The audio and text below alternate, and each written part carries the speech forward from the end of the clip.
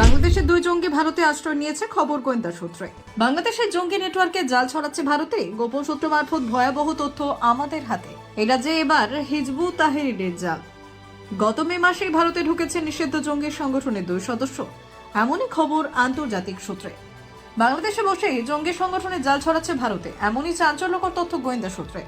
বাংলাদেশের নিষিদ্ধ জঙ্গি সংগঠন হিজবুত তাহরির সংগঠনের দুই সদস্য গত মে মাসে মালদার মেহেদিপুরের বর্ডার দিয়ে ঢোকে। হিজবুত তাহরিরের সংগঠনের দুই সক্রিয় সদস্য, যাদের নাম হচ্ছে, একজনের নাম সাবির আমিন, অন্যজনের নাম হচ্ছে রিদওয়ান। এদের দুজনের বাড়ি বাংলাদেশের, এরা রাজশাহীর বাসিন্দা। এরা হিজবুত তাহরি বাংলাদেশের যে নিষিদ্ধ সংগঠন রয়েছে সেই সংগঠনের অন্যতম সংগঠক।